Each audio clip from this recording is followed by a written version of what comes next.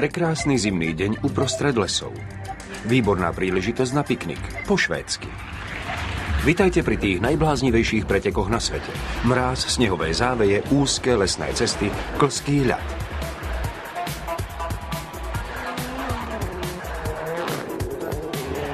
Aj napriek tomu sa tu konajú preteky, ktoré patria v súťažiach svetovej rally k tým najrýchlejším. Nájdeme tu najlepšie aj najhoršie podmienky. Pri tejto rally sa raz cítite ako v nebi a v zápätí na to ako v pekle. Jeden z tímov aj napriek zlému úvodu sezóny doslova prekypuje sebavedomí.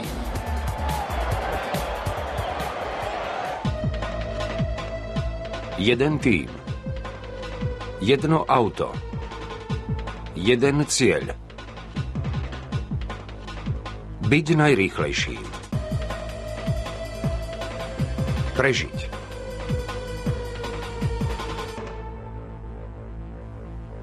V zákulisí svetovej rally.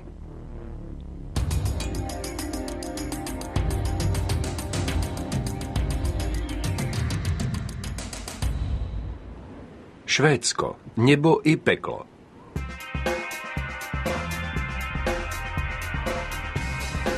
V dielni v anglickom Oxfordshire muži a ženy z týmu Subaru pracujú na svojich autách, aby mali čo najväčšiu šancu na úspech. Do prvej rally tejto sezóny v Monte Carle tým nasadil svoje nové pretekárske auto v hodnote 600 000 eur, ktorému má pomôcť k víťazstvu v tohtoročnej súťaži. Jeho vynikajúci jazdec Peter Solberg bol však nútený na konci prvého dňa pretekov kvôli poruche motora odstúpiť. Bolo to obrovské sklamanie. Veľmi som sa na tieto preteky tešil. Chcel som získať nejaké body a zároveň sa pripraviť na švédsku rally. Technici majú teraz len týždeň na to, aby svoje auto dali do poriadku a pripravili ho na preteky vo Švédsku.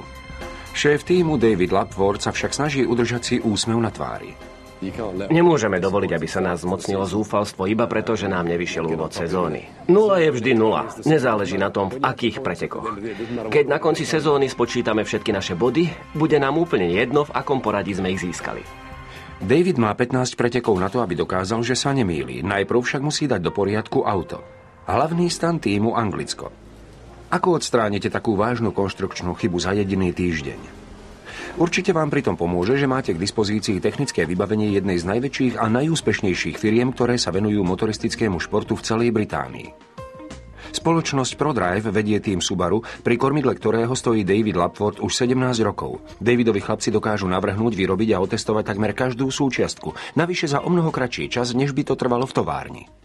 Je to, ako by ste porovnali príslušníkov špeciálnej jednotky s bežnými pešiakmi. Musíme sa snažiť zo všetkých síl, pretože konkurencia je obrovská.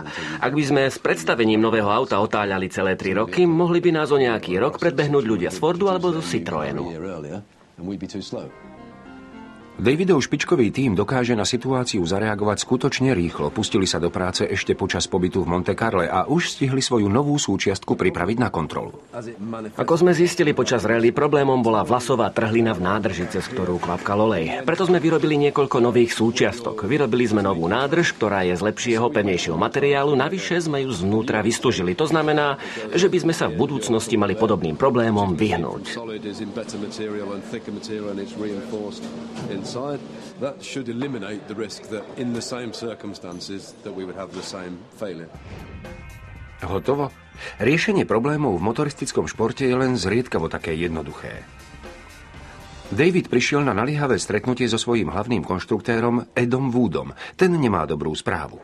Zdá sa, že sa nezaoberali tou pravou súčiastkou. Ed si myslí, že problém tkvel v čerpadle, ktoré tlačí olej do celého systému. Mysleli sme si, že problém bol v chladiči oleja a tak sme ho vymenili. Nevšimli sme si, že nešlo o príčinu, ale o následok. Teraz pred nimi stojí ozajstná výzva. Majú jediný deň na to, aby navrhli, vyskúšali, vyrobili a namontovali nové ventily olejového čerpadla. Petrovo auto síce stojí vyše 600 000 eur, no z činnosti ho dokázalo vyradiť zlyhanie jedného z ventilov za pár eur.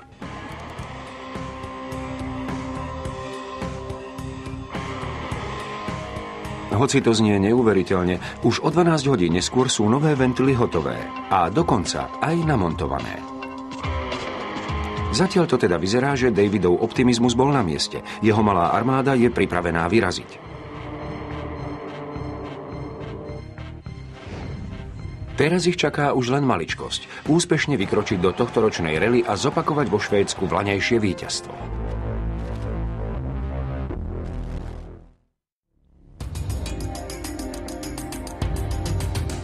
Švédska rally sa jazdí v lesoch a po zamrznutých poliach na juhu krajiny. Tieto trojdňové preteky, ktoré sa konajú okolo mesta Hagfors, sa skladajú z 19 meraných úsekov. Jazdci pri nich prejdú 349 kilometrov. Na týchto úzkych cestách pokrytých snehom a ľadom nie je núdza o dlhé rovné úseky, kde aj napriek takmer nulovej priľnavosti autá dosahujú dých vyrážajúcu rýchlosť. Pretekári musia prekonať aj takmer 1100 kilometrov ciest, ktoré ich delia od jednotlivých úsekov trate a od servisného centra, ktoré sa nachádza nedaleko mesta Hagfors. No ešte predtým, ako dokážete toto, musíte najprv poriadne dlho robiť toto. V jedno mrazivé januárové ráno sa najlepší jazdci na svete zhromažďujú v tomto odľahlom servisnom centre. Tieto preteky, ktoré sa konajú len 300 kilometrov od Osla, sú Petrovou domovskou rally. Zopár skalných divákov už je na mieste. Prvý deň rally však nepatrí vodičom, ale ich navigátorom, hoci fanúšikovia ani kamery sa práve o nich príliš nezaujímajú. Od práce, ktorú v priebehu najbližších 2 dní odvedú, bude závisieť prípadné víťazstvo alebo porážka ich tímu. Petrovým navigátorom je Phil Mills z Walesu. Je opatrný, úzkostlivý a za žiadnych okolností nestráca hlavu. Zdá sa teda, že protiklady sa priťahujú. To sa hodí, najmä ak spolu trávite tak veľa času. Napríklad minulý rok sme spolu na cestách strávili 220 dní. Phil Mills je v aute čosi ako moja manželka, samozrejme až na sex. Z toho 210 dní sme strávili v aute, kde nás delí ani nie 15 cm. Máme pritom množstvo práce, niekedy je to stresujúce a dosť únavné. Ak by sme spolu nedokázali vyjsť, nemohli by sme spolupracovať. Už sa mi stalo, že som sa so svojím vodičom riadne pohádal. To však k tejto práci jednoducho patrí. Niekedy sa musíte povzniesť na to, že sa vodič na zlosti, či už má pravdu alebo nie. Počas jazdy by sa mal totiž sústrediť len na riadenie, nemal by myslieť na nič iné. Na škodu nie je ani to, ak sa obaja majú celkom radi. Máme rovnaký zmysel pre humor, uznávame podobné hodnoty, obaja milujeme staré autá. Vďaka týmto nepodstatným maličkostiam spolu dobre vychádzame a dosahujeme úspechy. Počas cvičenej jazdy môžu posádky každú etapu pomaly prejsť 2-krát. Pri prvej jazde Phil podrobne zaznamenáva každý úsek cesty, každý kopček a každú prekážku. Pri druhej jazde svoje poznámky s Petrovou pomocou kontroluje. Počas pretekov v plnej rýchlosti bude Peter riadiť voz prakticky naslepo. Musí preto bezvýhradne veriť, že vďaka týmto poznámkam sa mu podarí vyhnúť sa kolíziám. To znamená, že aj potom, čo sa Petrov pracovný deň skončí, Phil má ešte práce vyššie hlavy.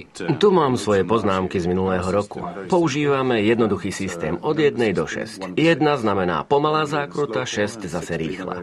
Tieto čísla vlastne predstavujú rýchlostné stupne. 5 vpravo plus znamená pravotočivá zákruta, pričom vodič má zaradený 5. stupeň a zrýchľuje na plný plyn.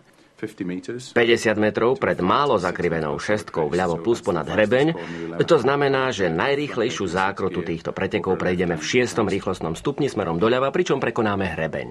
Phil si o každom kilometri trate pripraví zhruba stránku týchto podivných hieroglyfov. Ostáva mu ich ešte vyše 300. Tento pohľad na motoristický šport zostáva po väčšine skrytý. Pravdu povediac, samotný deň pretekov je pre navigátorov o čosi voľnejší. Útorok 2. februára. Je 6:30 ráno, vonku je -8 stupňov, v celom stredisku to hučí ako v úli. Najvyšší veliteľ Lapworth všetko kontroluje, zatiaľ čo jeho generál Paul Howard okolo seba zhromaždil svoje vojsko. Pripomeniem vám našu stratégiu. Kľúčovým hráčom bude samozrejme Peter. My ostatní si budeme robiť svoju prácu, ako sa na dobrý tím patrí. Máte na mňa nejaké otázky? Teraz nasleduje generálka zajtrajších pretekov v plnej rýchlosti. Tu si milovníci rýchlosti skutočne prídu na svoje. Vodiči sa budú môcť zoznámiť s podmienkami na trati. Technici budú môcť autá čo najlepšie pripraviť. A armáda mechanikov dostane príležitosť ukázať, v čom sú skutočne dobrí, v rýchlej práci pod tlakom. O každý voz sa stará 8-členný tím. Kapitánom tímu, ktorý sa stará o Petrovo auto s číslom 5, je John McLean. Auto číslo 6 riadi mladý Austrálčan Chris Atkinson. Na čele tímu, ktorý sa oň stará, stojí Simon Baker.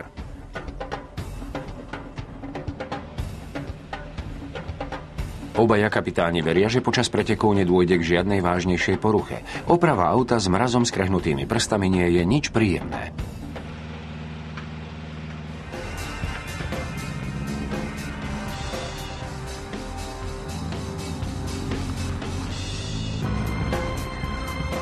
Jedenásť dní po pretekoch v Monte Carlo dostal David a jeho tím šancu uviesť všetko na správnu mieru a dokázať, že ich auto za 600 000 eur dokáže preteky vyhrať. Peter môže konečne ukázať, čo v ňom je. Rovnakú šancu však majú aj jeho rivali. Grönholm a Loeb. 118 najlepších vodičov na svete z 24 krajín. Všetci tu však hovoria spoločným jazykom. Jazykom rally.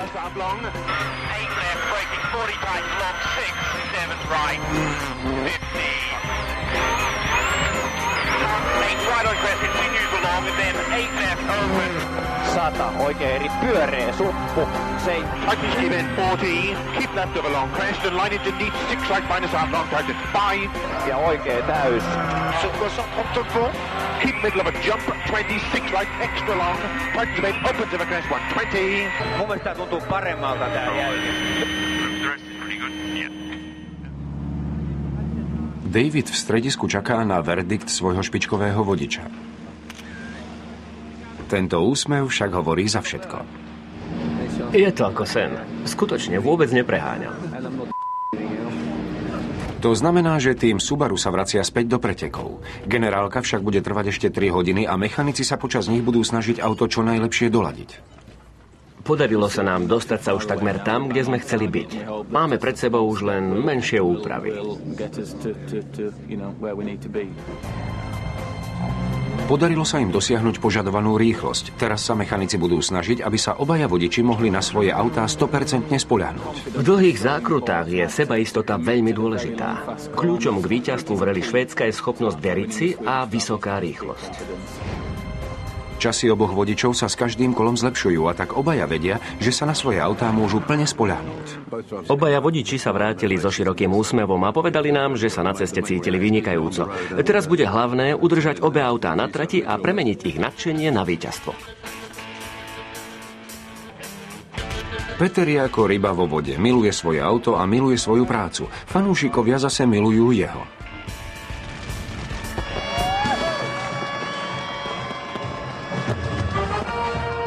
Švédska rally sa oficiálne začala.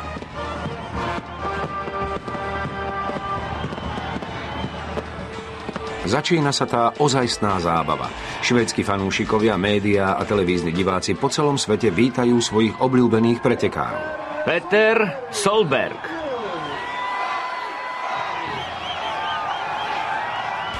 Ak všetko pôjde podľa plánu, Peter s Philom sa sem v nedeľu večer vrátia, aby prevzali nejaký ten lesklý kov.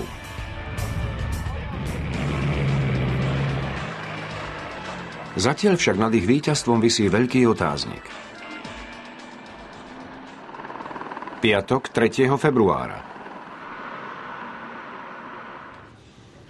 Je piatok ráno, tesne pred východom slnka. Všetci si veria. Týmy dnes majú pred sebou 6 etáp. Mechanici dostali na prípravu aut 10 minút. Dôležité rozhodnutie o tom, aké zvolia pneumatiky, si nechávajú na poslednú chvíľu.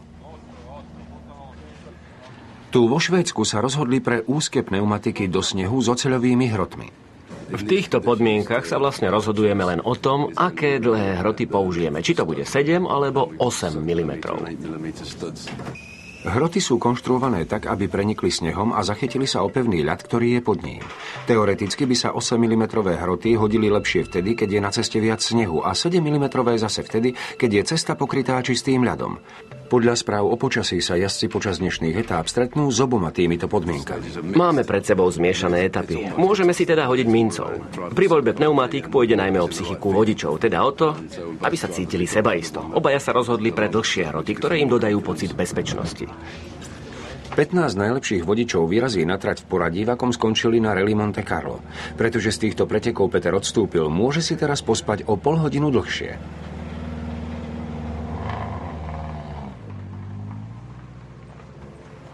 Prvé dve etapy sú dlhé 66 km a vedú na sever. Sú to rýchle úseky, na ktorých uvidíme zo pár zaujímavých skokov. Jazdci štartujú s odstupom 2 minút. Ako prvý vyštartuje víťaz z Monte Carla Markus Grönholm. Za ním nasleduje majster sveta Sebastien Loeb. Týmy v kontrolnej miestnosti sledujú, ako si jednotlivé autá počínajú prostredníctvom navigačného systému GPS.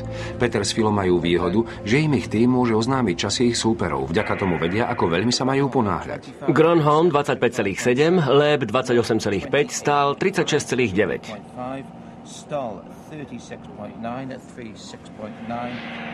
Veľa šťastia, Peter. 5, 4, 3, 2, 1.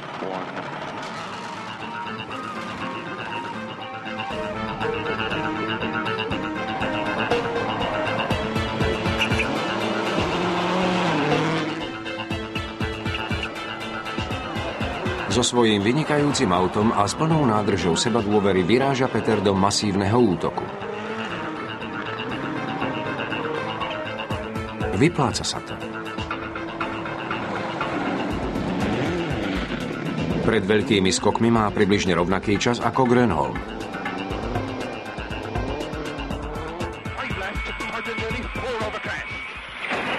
Pritiahni cez ten hrebeň stovkou. Do pekla. Čo sa stalo? Stredisko spomaľujeme. Praskol nám hnací riadeľ.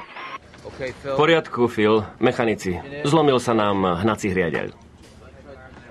Len 6 kilometrov pred cieľom sa Davidov svet zrazu obrátil na ruby. Prasknutý hnací riadeľ ešte neznamená koniec, no ide o veľmi vážny problém. Pretože má Impreza pohon všetkých 4 kolies, má aj 4 hnacie riadele, ktoré výkon motora prenášajú na kolesá. Bez jedného riadeľa môže auto používať len náhon 2 kolies, a to znamená pokles pohonu a tým aj rýchlosti. Peter sa musí zo všetkých síl snažiť, aby jeho strata bola čo najmenšia. Nemôžem tomu uveriť. Nemalo sa to stať, to nie je fér. Však to nie je pravda. Podarilo sa nám to so stratou menej ako 1 minúty. Bez toho, aby sa na auto mohli pozrieť, musia David a jeho tým prísť na to, čo presne sa stalo. A prečo?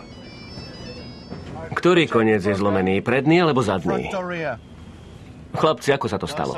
Cítili ste niečo už predtým? A potom, čo ste prešli zákrutou? Aha, pri dopade na zem. Predtým, ako sa bude môcť vybrať do servisu, musí Peter prejsť ďalšiu etapu. Myslím, že v cieli budeme strácať viac ako 2 minúty. 2 minutes plus, which is... Tým sa pripravuje na opravu. Majú na ňu iba 30 minút. Nestačí však, aby len vymenili hnací riadeľ. Musia zároveň aj odhaliť príčinu, prečo k poruche vôbec došlo.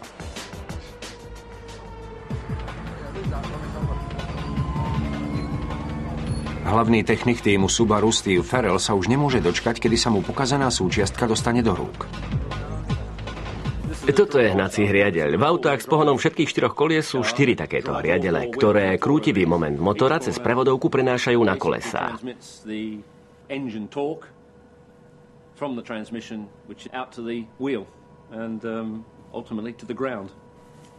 Vymeníme oba zadné riadele. V tomto puzdre by sa malo nachádzať 6 guľôčok. Teraz však vo vnútri nie je nič. Puzdro sa rozletelo na kúsky.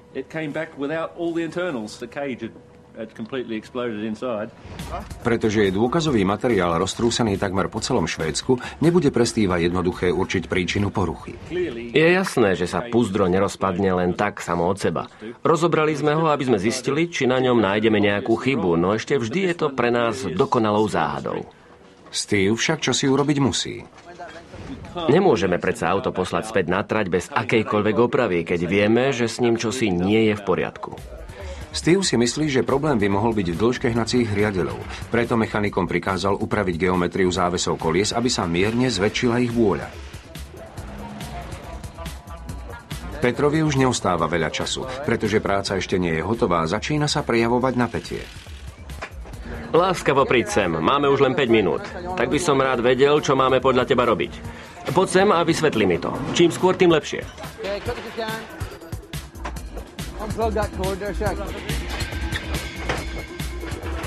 Čas vypršal a Peter sa vracia späť do auta. Nasledujúce 2 etapy vedú po tej istej trati ako prvé 2 a tak má Peter pred sebou aj skok, na ktorom mu praskol hnací hriadeľ. Pre Steva Farrella nastala chvíľa napätia. Po tom, čo kvôli zlomenému hnaciemu hriadeľu stratili viac ako 3 minúty, vyráža Peter Solberg opäť na trať. Nestáva sa často, aby majstrovi sveta v rally zhasol motor na semafore. Znamená to stratu ďalších 7 sekúnd.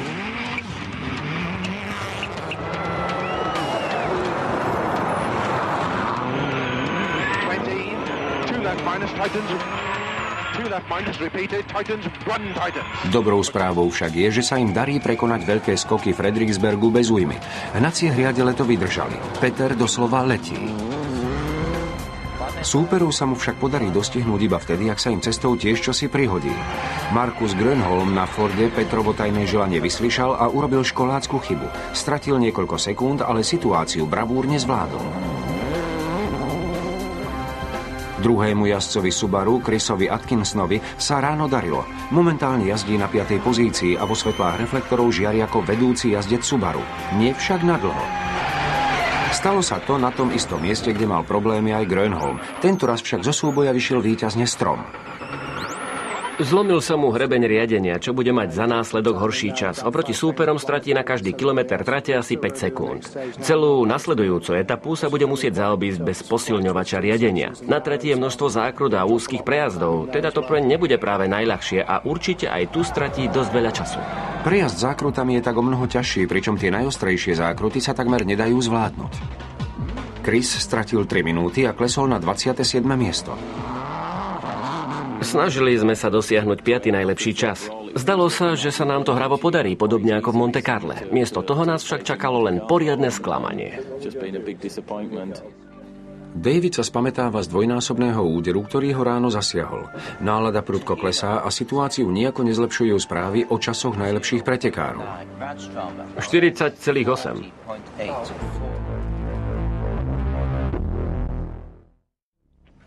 Po zlom úvode švédskej rally sa tým Subaru pripravuje na ďalšiu z blesku rýchlych opráv.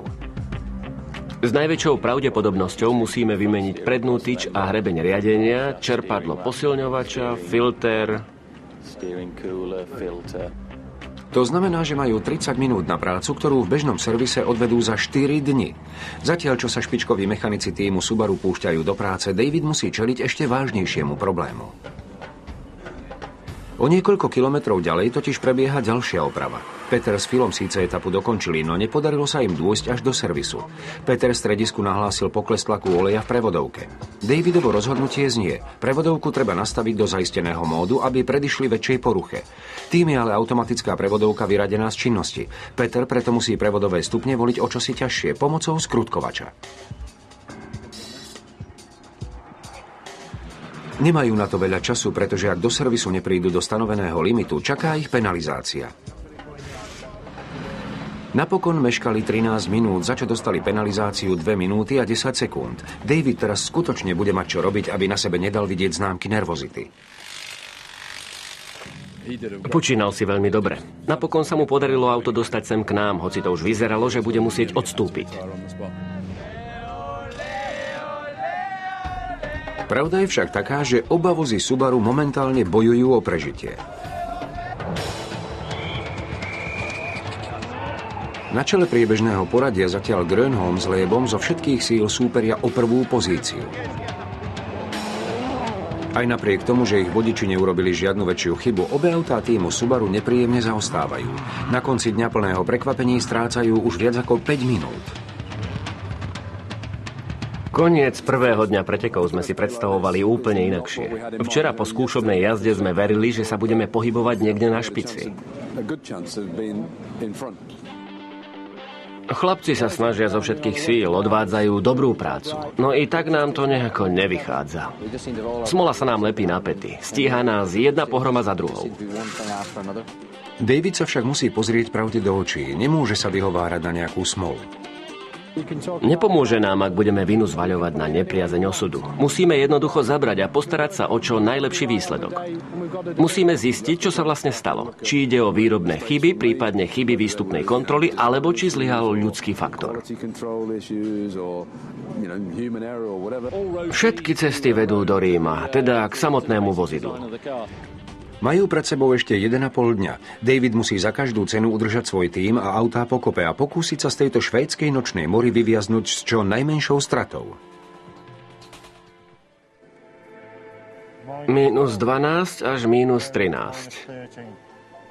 Do východu slnka ostáva ešte niekoľko hodín a vonku poriadne mrzne, no jeden člen tímu Subaru sa už pustil do práce. Úloha meteorológa Richarda Carda sa podstatne líši od práce jeho tímových kolegov.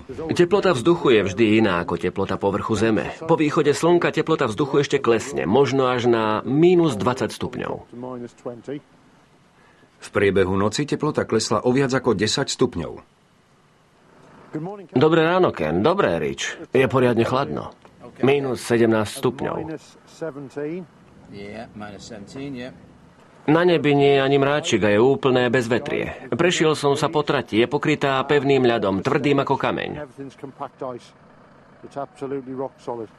Dobre, ozvem sa o 15 minút. O nejakú polhodinku to odfotím, aby sme mohli chlapcom ukázať, v akom stave je trať.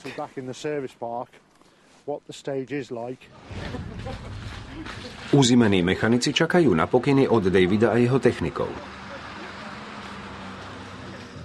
Pokúsime sa z tejto situácie vyťažiť maximum. Budeme sa snažiť udržať naše autá na trati a motivovať vodičov, aby sme dosiahli čo najlepšie časy.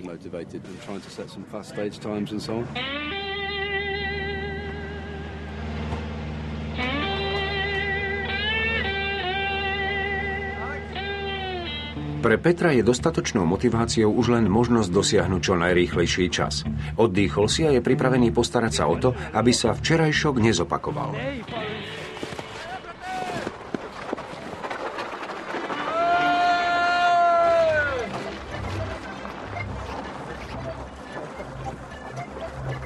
Je 8 hodín ráno a okolo trate stojí množstvo Petrových fanúšikov.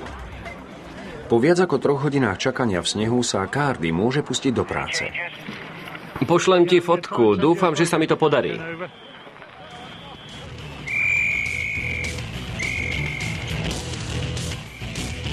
Autá dnes túto trať prejdú 2-krát, preto technici potrebujú čo najčerstvejšie fotografie, aby vedeli určiť, čo jazdcov čaká. Cardy ich želania plní do bodky.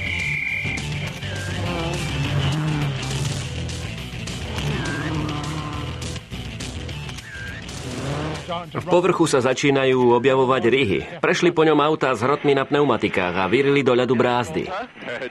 Poriadna zima však.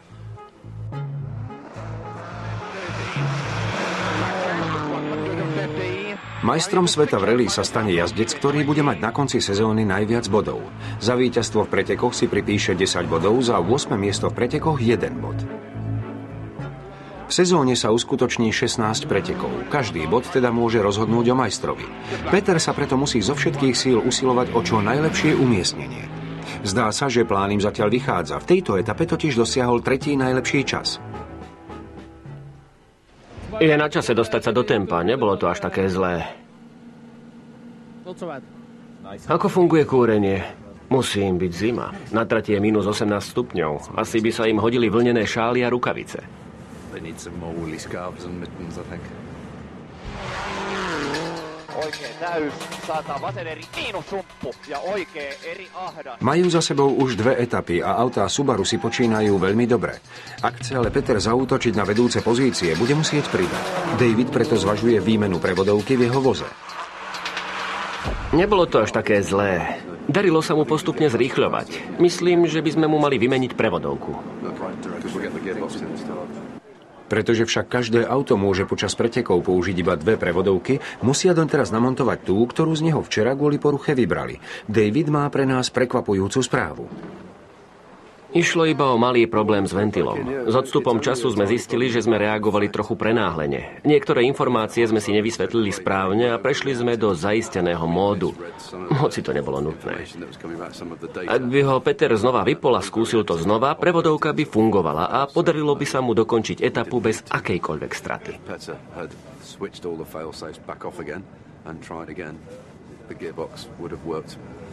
More than adequately to drive back down the road section and come in without any penalties. Pôvodná prevodovka Petrovho auta je o čosi lepšie prispôsobená dnešným podmienkam. David zrejme nikdy nepočul vetu, čo nie je pokazané, to neopravuj. Len dúfajme, že o tom povedal aj Petrovi. Auto ide ako hodinky, presne tak, ako by malo. Paráda. Vedel o tom pláne? Je to trochu riskantné. Prevodovka, ktorá stojí až 100 000 eur, je najdrahšou súčiastkou tohto auta. Dokáže rýchlostný stupeň preradiť za 10 milisekúnd, teda až 50 krát rýchlejšie ako bežné auto. To je veľmi dôležité, pretože jazdci rally denne preraďujú viac ako 1000 krát.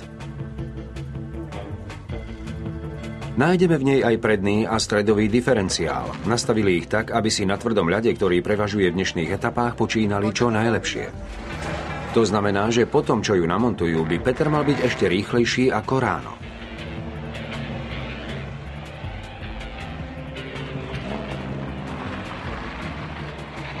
Podarilo sa. Opäť sa vrátil na pretekárske výslnie.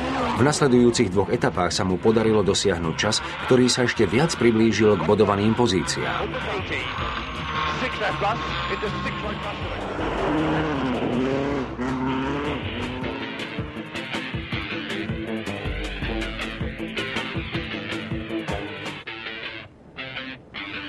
Cestou medzi oboma etapami však David dostáva správu, ktorej sa v kútiku duše obával. Peter opäť hlási pokles tlaku vo svojej hydraulickej prevodovke.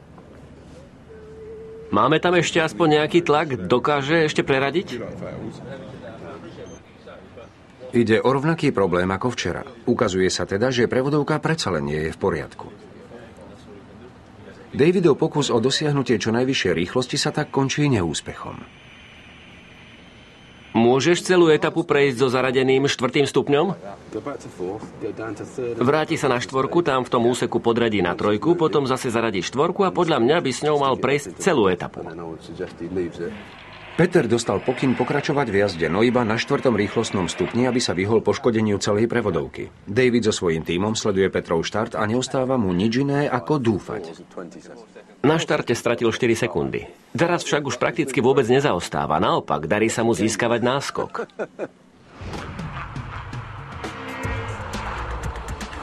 Peter etapu dokončil, no stratil pri nej 55 sekúnd. Nie je však jediný, kto zápasí s ťažkosťami. Švédska rally si vyberá svoju daň.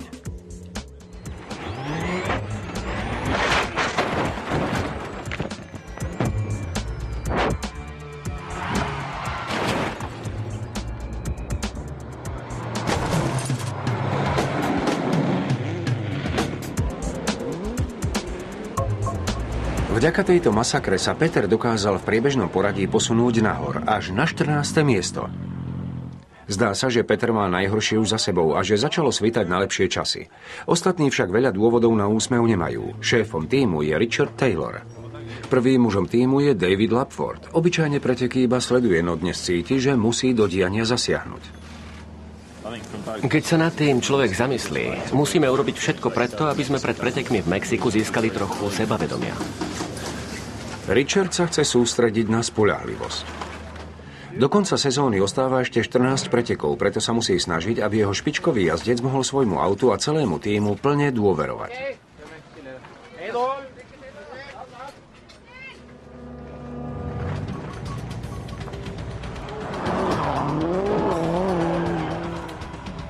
Ale to sa ľahšie povie, ako urobí. Peter bezpečne prechádza aj 12. etapou. Jeho švédska nočná mora sa však ešte ani zďaleka nekončí. V priebehu poslednej dennej etapy, ktorú sledujú tisícky divákov, Peter so svojím autom vletel rovno do záveja. V ňom sa však ukrýval betónový stĺpik a tak Peter do konca etapy môže len dokrivkať. has big problems just after 30 meters of this stage. Peter prežíva obrovské sklamanie. Predtým to znamená kopec roboty navyše. Majú za sebou už 13 hodín. Teraz však musia vymeniť prednú časť karosérie Petrovho auta, namontovať nový hrebeň riadenia, zvislé čapy a niektoré súčiastky závesov kolies. Chrisov tým medzi tým vymieňa jeho prevodovku, spojku a diferenciál, a to všetko popri bežnej údržbe auta. Dnešok síce patrí k tým najhorším dňom, aké si Lapworth pamätá, no ešte vždy sa môže spoľahnúť na svoj lojálny tím. Pracujeme podľa jeho pokynov. Na nič sa zbytočne nepýtame. Vyzerá to, že aj najväčší optimista vo svete rally bude možno nútený priznať svoju porážku. Zdá sa, že to proste nie je náš deň. Začína padať sneh. Švédsko si na zajtra pre tým Subaru pripravilo ďalšie nepríjemné prekvapenie. Prešlo 9 hodín a to znamená, že je opäť na čase pustiť sa do práce. V noci poriadne nasnežilo a preto sa dnešné 3 etapy budú od tých včerajších podstatne odlišovať. Najviac na to doplatí práve Subaru. Ako to vyzerá v aute? Myslím, teplotu je v poriadku? Áno. Dnes štartuje prvých 15 aut v obrátenom poradí. Peter s Chrisom sa teda na štart postavia ako druhý a tretí.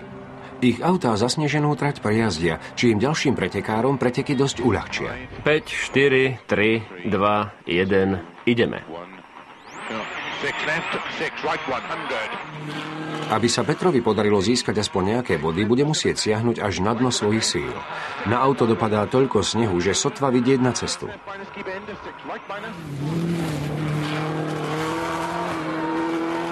Na prednom skle mám toľko snehu, že som už od začiatku pretekov prakticky nič nevidel. Pri ďalšej etape je situácia lepšia a Peter končí s tretím najrýchlejším časom. Podarilo sa mu o hodný kus dotiahnuť sa na vedúcich pretekárov. Na tomto úseku sme boli najrýchlejší. Obaja si vedú celkom dobre. V tých častiach, kde je na ceste ľad, sa nám darí sekundy získavať, no v miestach, kde je viac snehu, ich zase strácame. Celkové to bude veľmi tesné. V niektorých úsekoch sme rýchlejší ako Sebastian a Markus a to nás veľmi teší. V 16. etape Peter v zákrute prudko brzdí a v zápätí mu hasne motor. 5 doprava plus. O chvíľočku síce pokračuje v jazde, no o nejakej radosti z jazdy po švédskych cestách pokrytých ľadom a snehom už nemožno hovoriť. Pozri, zadná časť auta je tiež pokrytá snehom. Vpredu ho nie je vidieť, no vzadu ho je viac ako je zdravé. Práve tam, kde nám najviac prekáža.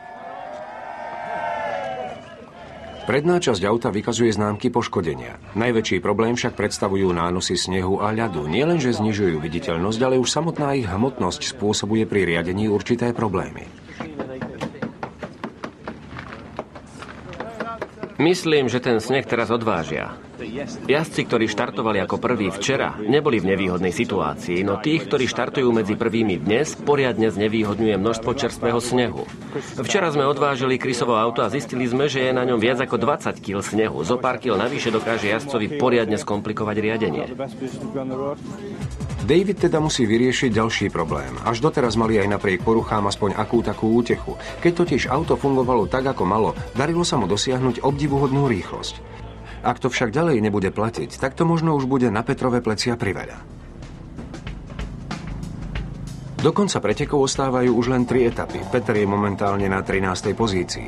Jediné, po čom teraz túži, je rýchle auto. Za súčasných podmienok to však môže byť dosť problematické.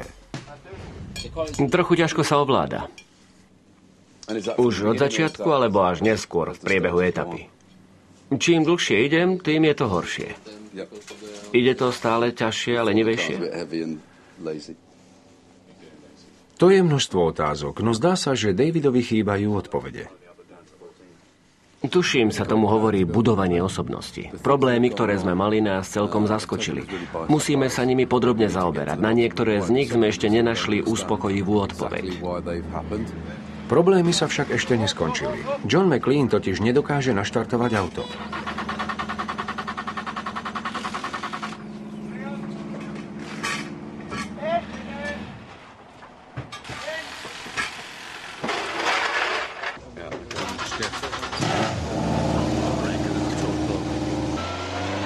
Ukázalo sa, že za to môže uvoľnený prívod ku štartéru. Johnovi sa napokon podarilo dostať Petra na štart len v poslednej chvíli.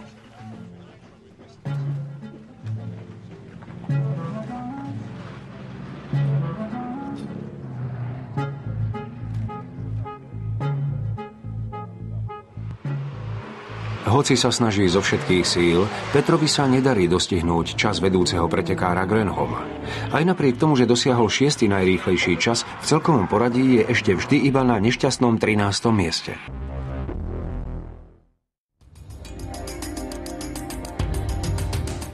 Nie, to nie.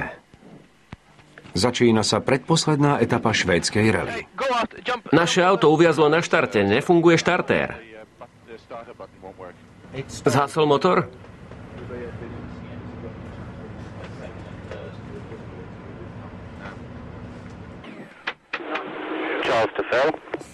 Je to rovnaký problém, ako sme mali aj prvý deň? Môžeme otvoriť kapotu? Vôbec nereaguje. Po stlačení gombíka sa nedieje absolútne nič. Povedz Petrovi, aby resetoval riadiaciu jednotku. Ty sa prosím ťa pozri pod kapotu a skontroluj ten malý káblik na zadnej časti štartéra. Nič, ešte vždy stojíme na štarte. V poriadku, pokúste sa to ešte raz resetovať.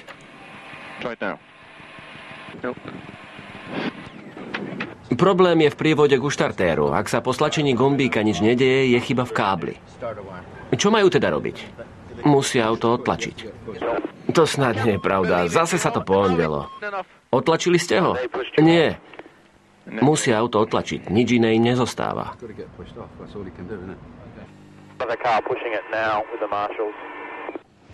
Keď si myslíte, že veci sa už nemôžu viac pokaziť, zistíte, že ste sa predsa len mýlili. Už sa pohli. Kým auto otlačili na kraj cesty a opravili kábel, stratili 8 minút.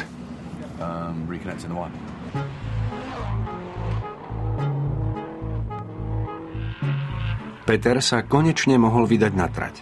Zatiaľ ešte netuší, aké následky budú mať jeho problémy so štartérom. Jedno z menej známych pravidel hovorí, že ak sa jazdec nepohne zo štartu do 20 sekúnd po tom, čo dostane signál, tak je vylúčený z pretekov. Je to veľmi, ako by som to, veľmi neprimeraný trest.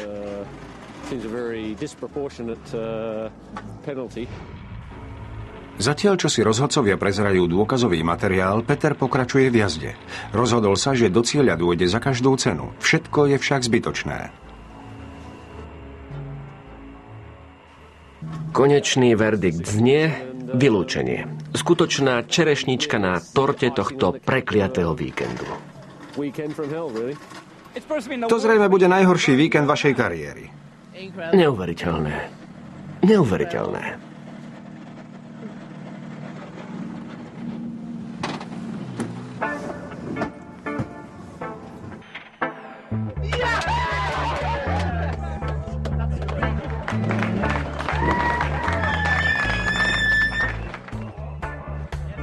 V pretekoch zvíťazil Grönholm jazdiaci za Ford. To znamená, že sa mu na jeho narodeniny podarilo získať druhé prvenstvo v sérii. Úradujúci majster sveta Loeb skončil ako druhý. Druhý jazdec Subaru Chris Atkinson sa umiestnil na 11. mieste. Tým Subaru prišiel do Švédska rozhodnutý napraviť nevydarený úvod sezóny v Monte Carle.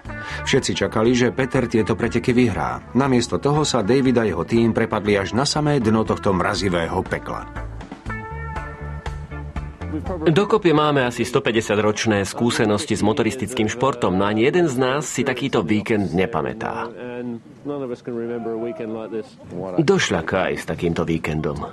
Tento víkend som dostal poriadny kopanec. Zodpovedám za technickú stránku auta a práve tá nás nechala v štychu.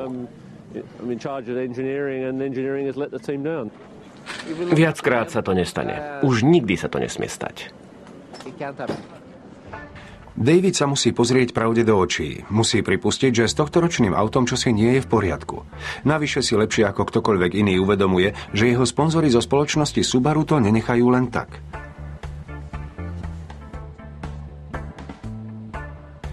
Tento raz teda nebude stačiť len krátka oprava. Túto situáciu rozhodne nemôžeme akceptovať. Zvoláme serióznu schôdzu a vymyslíme plán, ako tú situáciu riešiť. Do konca sezóny ostáva ešte 14 pretekov. Na asfalte, na štrku, v horúčavách i v chlade, v horách i v nížinách. Tým Subaru má ešte dosť času na to, aby ukázal svoje kvality. Najprv ho však čaká poriadne umývanie hláv. Niekoľkých to zrejme bude stáť miesto.